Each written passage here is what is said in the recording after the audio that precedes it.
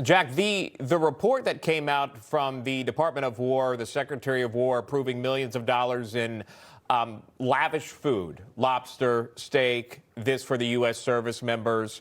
There's a lot of criticism from legacy media on this. I just wanted to get your thoughts as a service member, someone who has served. What went through your mind when you saw that report? Did that disturb you? Did it not? Well, no, it didn't disturb me, but there's sort of an old joke in the Navy that, when the steak and lobster comes out, that means, you're going to war. So, for the guys out there at the DFACs, for the guys at the galleys, I think they know what it means when the steak and lobster comes out. And it's sort of an inside joke in the military itself, one that Secretary Hegseth, of course, is very familiar with, and certainly a reference that anyone in the military would understand. And the idea that you're going to serve your warfighters with something that's actually healthy and nutritious. I mean, my goodness, we had a whole campaign about this. This is Bobby Kennedy. This is Maha. And if you're going to have those guys in harm's way, which they certainly are, thank God that they're at least getting better rations than the MREs that which aren't as bad, by the way, aren't as bad as a rap that they get. But hey, I'll take the steak and lobster any chance I get. Yeah, they deserve it. Right. And Jack, I want to pivot to what happened here over the weekend in New York City, a terror attack, which resulted in the arrest of two Pennsylvania teenagers. It looks like they may have been radicalized in the Middle East. They came from wealthy suburban homes right outside of Philadelphia. And here you have the mayor of New York City. He blames a white supremacist in a post on X. Take a look at what CNN did. Now there's major backlash. Two Pennsylvania teenagers crossed into New York City Saturday morning for what could have been a normal day, enjoying the city during abnormally warm weather. But in less than an hour, their lives would drastically change as the pair would be arrested for throwing homemade bombs during an anti-Muslim protest outside of Mayor Zohran Mamdani's home. So amid the outrage, CNN, they put out a mea culpa. They put out this post and took it down, and they failed to reflect the gravity of the incident. But this goes to show, again, the misinformation campaign. I also read some online reports that the author of that article goes by pronouns, they, them, or whatever. So, and then I saw, by the way, a CNN report where they talked about fake news, AI generated.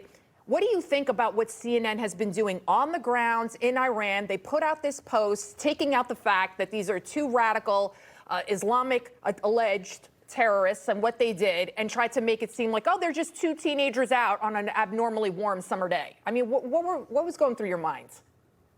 Well, certainly this wouldn't be the first time that CNN had been on the same side as ISIS, even going back to the original conflict with ISIS. So, sort of par for the course there. But, what really went through my mind when I was looking at this, I'm from, not too far from there, the Philadelphia area myself.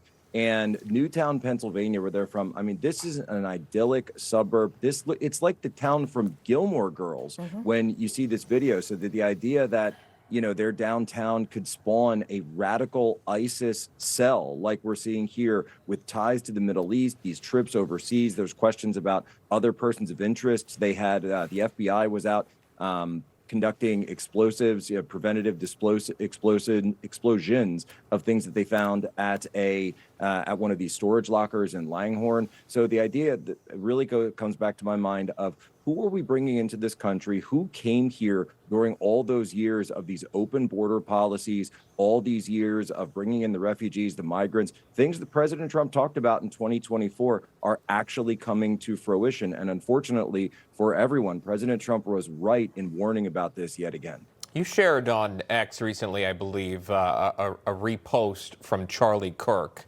And Charlie, who passed, was killed, assassinated 6 months ago. And he shared his thoughts on Iran. No regime change, no boots on the ground. And he went on. You reposted that. Does that mean that you second that?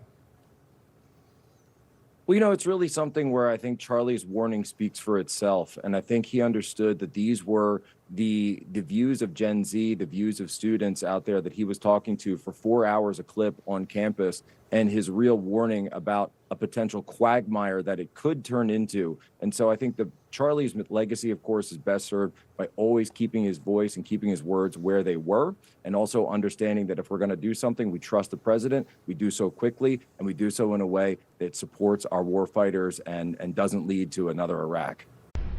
I'm Sean Kreisman. For stories and content just like this, check out National Report weekdays 9 to noon, only on Newsmax.